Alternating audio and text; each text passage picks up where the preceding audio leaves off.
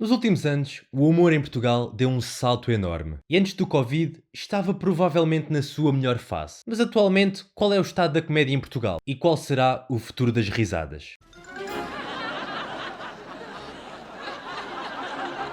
Eu sou o Coutinho e neste canal parece que sou um nómada de backgrounds.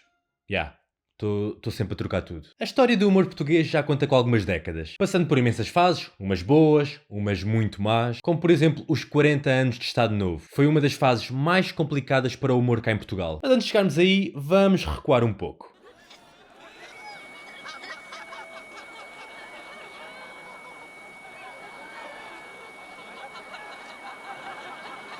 Podemos começar pelos anos 30, com o ator Vasco Santana, um marco de uma geração. Oi, Baristo! Tens cá disto! Que marcou a comédia portuguesa para sempre. No Estado Novo, o humor sofreu e sofreu muito. Cada texto, cada programa de televisão, cada filme, teatro, tinham sempre de ser revistos pelo famoso lápis azul. Qualquer piada que tivesse como objetivo atingir o Estado, o próprio regime, ou gozar com o nariz de papagaio do Salazar, não passava e nunca chegava ao palco.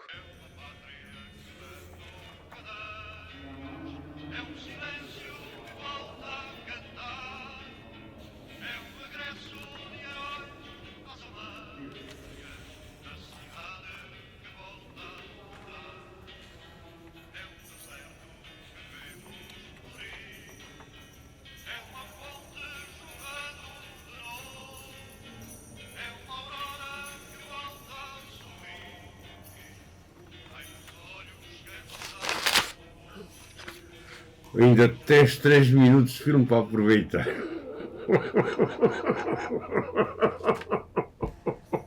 E nessa altura, o teatro de revista era a principal forma de fazer humor em Portugal.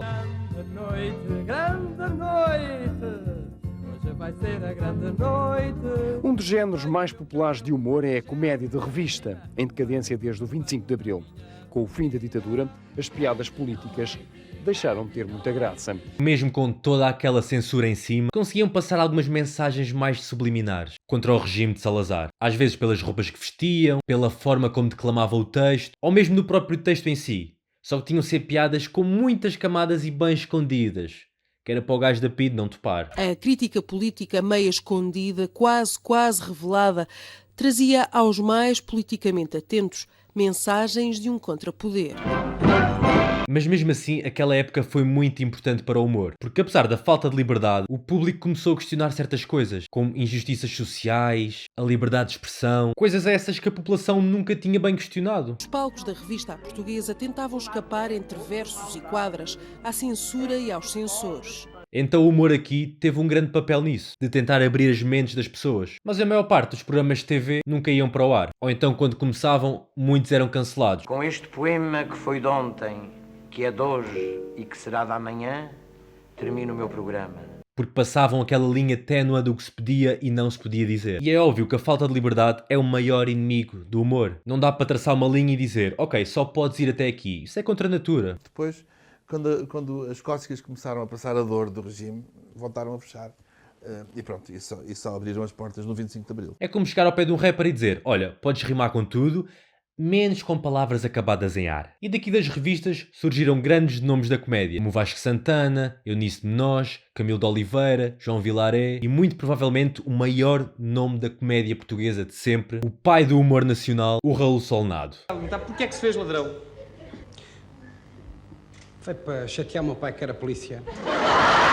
Fez montes de revistas, fez cinema, andou pelo país em turnés, foi dos primeiros a subir sozinho ao palco com um texto humorístico no monólogo, o que hoje conhecemos pelo tão famoso stand-up comedy, que hoje em dia é o que todos os humoristas fazem. Teve programas na TV como o Zip Zip, o que hoje conhecemos como um talk show, e esse programa revolucionou completamente o entretenimento cá em Portugal. Solnado abriu talento às personagens da rua, ainda que caricaturas, dava voz aos anseios dos portugueses. E foi a maior inspiração para os comediantes que vinham depois, como é o caso do Hermano José, mais um grande marco do humor. É a segunda santa que nos visita. Quem foi a primeira santa? A Santa Paciência. Todos nós aqui temos que ter para fazer humor em Portugal. Bom, É muito difícil fazer humor em Portugal. bastante, mas eu estou convencido que daqui a 2 gerações isto vai ao sítio. Talvez o Raul Solnado seja o avô e o Herman José o pai. O pai Herman também começou muito cedo na televisão e desde aí nunca mais parou. Foi descoberto muito cedo pelo Nicolau Breiner, que rapidamente pegou nele. Meu menino, tu vens comigo para a televisão. Como passa, sou contente, sou feliz, é um prazer. Diga a gente, como vai este país?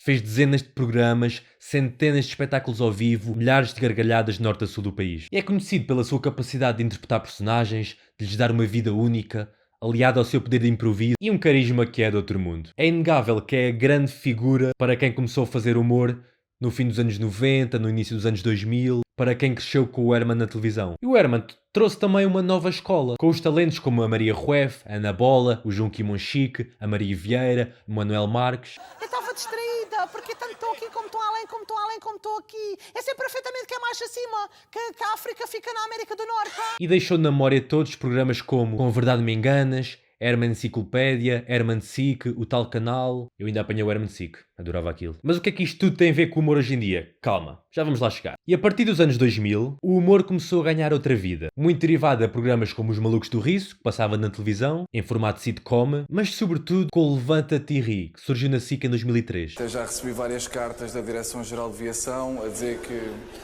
eu devia usar uma placa na cintura a dizer veículo longo, eu é que não.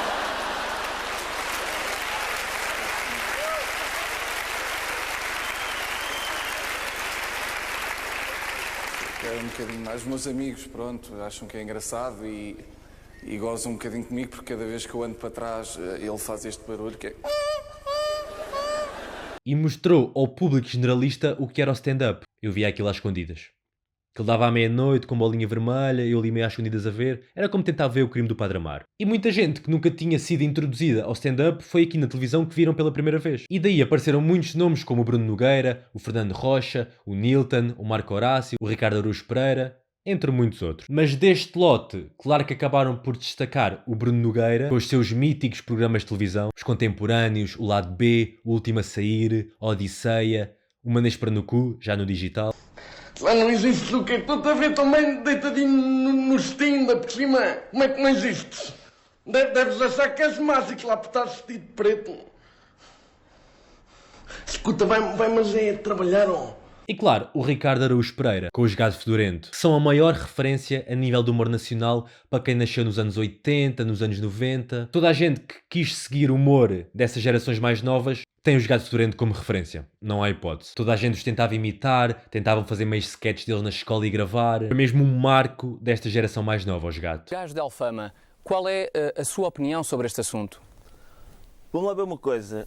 Eu, quanto a mim, o que era preciso era que os americanos mandassem bombas para tudo o que é país muçulmano.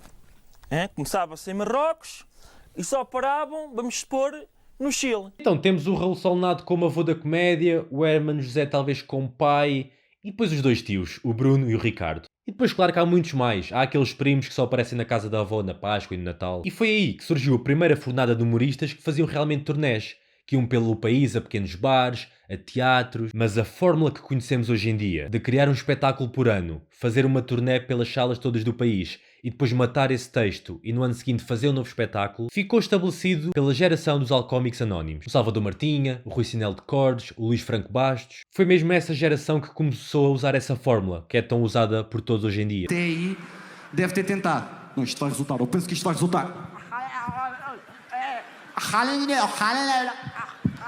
E também foram eles que, de certo modo, educaram o público a ir ver stand-up, a pagar por comédia. Porque havia muito aquela desconfiança do público. O quê? Eu não vou pagar para ver um gajo no palco a dizer endotas.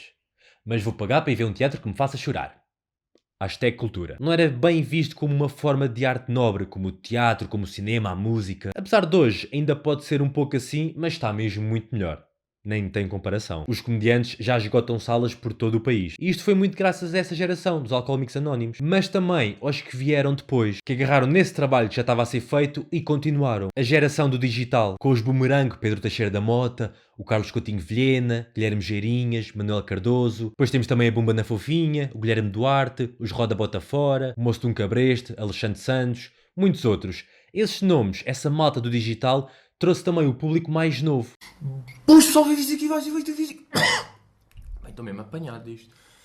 de Tiagovski. É malta que usa a internet para se mostrarem ao público. Agora a fórmula é essa. É criar um produto digital, angariar público e levá-los para a sala de espetáculo. Um problema, por exemplo, assaltaram-me no meio da rua, levaram-me um telemóvel. Vocês cobrem a totalidade do meu telefone. Cobrimos a totalidade do telemóvel, desde que o montante do mesmo não exceda os 10 euros. E hoje em dia, num cenário pré-pandemia, o humor estava no seu auge. Nunca houve tantos comediantes a viver exclusivamente disto. Nem tantos espetáculos, tantas salas escutadas, programas na TV, tantos podcasts, tantos programas no YouTube. E isto também se deve muito à evolução do público. Parece que antes os portugueses mais antiquados não gostavam muito de se rir, levavam-se demasiado a sério. Muito por culpa também do Estado Novo e de quem viveu nessa altura. Ficaram com a ideia de que rir era errado e o riso estava associado ao medo. Porque para haver riso nós temos de conseguir despir-nos dos nossos preconceitos, abraçar o ridículo. O português não ri muito bem. O que ele tem muito bom, e que por exemplo os alemães não têm de todo, é a ironia. O humor em Portugal não é das nossas grandes habilidades, não é das nossas coisas fortes. A parte inteligente do humor, que é a grande capacidade de rirmos das nossas fraquezas, aí ainda estamos muito atrasados. Os portugueses não gostam muito de rir de si próprios, que é uma fraqueza, penso eu, porque o humor começa quando a gente se ri de nós próprios. Os portugueses gostam de se rir dos outros. E tudo é risível. Tudo pode ou não ter graça. Aquela conversa mais antiga do couve e a galinha. Qual é os limites do humor? Há ou não há limites? É óbvio que não se pode limitar o humor. Assim como não se pode limitar qualquer tipo de expressão artística. Nem a música, nem o cinema, nem o teatro. Impor limites é estar a castrar a criatividade. Não há razão nenhuma para os limites do humor serem diferentes dos limites da liberdade de expressão. Agora, claro que vou sempre haver piadas más, né? Piadas que falham. Não se pode pedir ao humorista que acerte sempre. O Lubomir às vezes também mete demasiado sal nas sardinhas. O nosso artista favorito musical às vezes também faz uma música com um gajo não curta assim tanto. E não começa a odiá-lo por isso. Aqui a única diferença é que o humor mexe com o ego. Mexe com tabus, mexe com sensibilidades. Não tenho essa preocupação de estar a ofender ou ai meu Deus, não posso tocar neste assunto. Não penso nisso, porque fui educado pela liberdade. Não se pode rir do racismo, ou do machismo, da morte. Atenção, uma piada nunca tem como finalidade atacar a vítima. Pelo contrário, é suposto atacar sempre o opressor. Uma boa piada tem como finalidade ridicularizar o racista, o machista. Porque de facto eles são ridículos. Agora, se uma piada é feita só com a finalidade de chocar, provocar algum sentimento de choque, ou de nojo, ou de ódio, sem pensar no riso, então claro que isso não é uma piada. É só triste. Parece uma gaja, não é? Mas provavelmente isto é cu. Isto é polémico, pá. Não. Eu ia ao Kikizot. Nos sonhos. Eu ia ao Kikizot. Se calhar eu vou chegar a casa e vou sonhar com ele. Eu já sonhei com coisas parecidas com homens. Diz, Mário, que é 2021 e bandeiras e não podemos dizer coisas. Transsexuais completos, está-se bem. Agora um trabalho mal acabado. Sim, porque ele é... humor, sim, E apesar deste boom todo e de tudo estar melhor cá, agora parece que há duas vertentes na net. Os que odeiam humoristas e os que veem como deuses. Acabamos sempre com extremos. E isto vê-se muito nas redes sociais, sobretudo no Twitter, aquela rede social com menos ódio. Está muito na moda no Twitter a malta odiar comediantes portugueses. Todos. É que se fosse só alguns, ok. Mas odiar todos parece meio estranho. E porquê? Se calhar porque é fixe. Porque o humor agora é para as massas. Por isso já não se pode gostar. É como aquela banda indie, underground, que um gajo curtia bué, mas depois que essa banda começou a tornar-se muito conhecida, toda a gente ouve. Não. Afinal eles nem são assim tão bons. Eu nem gosto. Ou como o filme do Joker. Toda a gente curtiu desse filme. Eu por acaso nem gostei assim tanto. Não. Prefiro o Casablanca, que eu nunca vi. Prefiro esse filme. Como o gajo diz, né? Teremos sempre Roma. Calma, ficar banal não quer dizer propriamente que tenha ficado mau. Mas não, isso não é suficiente para o meu cérebro elitista, que precisa de consumir humor com várias e várias camadas. E se esse humor não for tocar à luta de classes, então é em vão. E eu não gosto. E o mesmo serve também para o outro lado. Não é preciso estarem sempre a defender com unas e dentes os humoristas. Nem tudo o que eles fazem é bom, claramente. E não é preciso estar sempre a defendê-los. Nem 8, nem 75. E então qual é afinal o futuro da comédia? Bem, com a pandemia é claro que a cultura toda sofreu. Salas fechadas, poucos apoios para os artistas. E o humor também sofreu com isso, como é óbvio. Mas mesmo assim, de certeza que vai continuar a crescer. Isto agora pode ter sido um passo atrás, mas daqui a um tempo vai ser 2 para a frente. Há cada vez mais malta nova a querer seguir estes caminhos, cada vez mais público, o público tem saudades de ir às salas, há alguns comedy clubs a abrir pelo país, por isso a partir de agora isto vai ser sempre a subir. É que o maior problema que eu vejo em Portugal a nível de humor é as pessoas, o público, ir muito à procura de ver X ou Y, vão muito ao humor pelos nomes, mas quando isso acabar... E quando as pessoas saírem de casa para irem ver humor, para se irem rir com quem quer que seja, sem ligarem ao nome, então aí o humor realmente ganhou cá em Portugal. Obrigado por terem visto, subscrevam aí porque, o riso é o melhor que levamos desta vida e hoje fui vacinado. Por isso, já sabem, se eu aparecer aqui com uma cabeça de Elon Musk ou desaparecer durante os tempos, pronto, ciência.